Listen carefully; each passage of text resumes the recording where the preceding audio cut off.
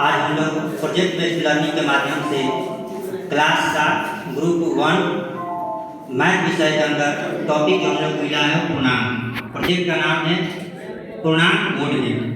ऐसे देखें तो पूर्णांक में न तो भिन्न होता है न तो समन्वय होता है, बस पूरी सीधी संख्या आ जाए वो सब पूर्णांक के अंतर्गत आ जाती है। हम अपने दैनिक जीवन में पूर्णांक का बहुत प्रयोग करते हैं, जैसे तापमान घटना बढ़ना पूर्णांक के रूप में हम दर्शा सकते हैं। कभी निगेटिव में बहुत ठंडी पड़ती है तो निगेटिव में संख्याएं चली जाती है तो ऋणात्मक पूर्णांक संख्याएं हो जाएगी। कभी कभी बहुत ज़्यादा गर्मी पड़ती है तो पॉजिटिव में चली जाएगी, अर्थात ऋणात्मक पूर्णांक के अंतर्गत उसको दर्शाया जा सकता है। उसी तरीके से गेम के अंदर देखते हैं, कभी हम लोग आगे की तरफ बढ़ते हैं कभी पीछे की तरफ बढ़ते हैं, तो ये भी एक तरीके से ऋणात्मक और पूर्णात्मक संख्याओं के रूप में इसको दर्शाया जा सकता है। हमारे प्रोजेक्ट में भी देख सकते हैं जो एरो की तरफ बनाया गया है, एक एरो 0 पर है। 0 को न तो हम ऋणात्मक की गिनती करते हैं न ही उसको धनात्मक में प्रयोग करते हैं, अर्थात एक उदासीन संख्या है। तो यदि हमारा एरो 0 के दाएं साइड में है, अर्थात धनात्मक संख्याओं में 1 2 3 इस तरीके करके है, तो उसको हम धनात्मक संख्याओं के रूप में बता सकते हैं। और एरो यदि बाएं साइड में 0 के चला जाए तो उसको ऋणात्मक संख्याओं के रूप में हम लोग बता सकते हैं। बाकी की जानकारी हमारे साथी देंगे। धन्यवाद। सभी को गुड इवनिंग। आज हमारा प्रोजेक्ट का नाम है पूर्णांक बोर्ड गेम। एक बोर्ड के माध्यम से दर्शाया गया है जिसमें एक साइड ऋणात्मक संख्या है, एक साइड धनात्मक संख्या है। अगर हम एरो के माध्यम से 0 को दाहिना साइड करें तो ये धनात्मक हो जाता है और इधर बाएं साइड करें तो ऋणात्मक हो जाता है। तीनों को जब सम्मिलित करके एक पूर्णांक का निर्माण कर लेता है। इस तरह बच्चों को हम समझाएंगे बोर्ड के माध्यम से।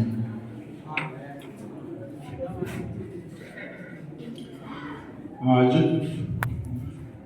गणित प्रोजेक्ट बेस्ड लर्निंग कक्षा 7 के ग्रुप 1 के तहत आज का विषय इसमें था पूर्णांक, और पूर्णांक को पूर्णांक बोर्ड गेम के माध्यम से इस प्रोजेक्ट पे समझाया गया है। चित्र लगभग सभी चित्र और एरो लगभग सभी चीज़ों को बयां कर रही है। इसको बनाने के लिए आवश्यक संसाधन चार्ट पेपर, रंगीन page, pencil, colour, tape, double tape, उसके अलावा रबड़, पट्टा, पेंसिल, और बस इन्हीं सामग्रियों का प्रयोग किया गया है। इसको 5 दिन में पूरा करना है। प्रथम दिन जो है विद्यार्थी को समझाएंगे कि पूर्णांक क्या है, पूर्णांक क्या होते हैं, संख्या रेखा और बोर्ड गेम के बारे में उनको बताएंगे, सोचेंगे और जानने की कोशिश करेंगे प्रथम दिन। दूसरा दिन जो है संख्या रेखा का उपयोग करके पूर्णांक की तुलना करते हैं, उन पर बुनियादी संक्रियाएं करते हैं। तीसरा दिन जो है विद्यार्थी अपने बोर्ड गेम के लिए कुछ चुनौती कार्ड बनाने के लिए पूर्णांक की अवधारणा जैसे जोड़, घटाव, गुणा, भाग ऐसे कुछ उपयोग करके दैनिक जीवन से जुड़े हुए करके उनकी अवधारणा के बारे में जानेंगे।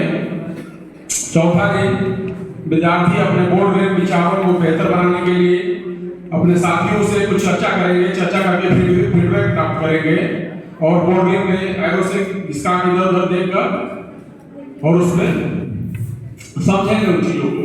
पांचवा दिन विद्यार्थी अपने बोर्ड गेम खेलते हैं और प्रोजेक्ट के माध्यम से अपनी सीख और विचार को आपस में चर्चा करके उसको पूर्ण करते हैं, उसके बाद जमा करते हैं।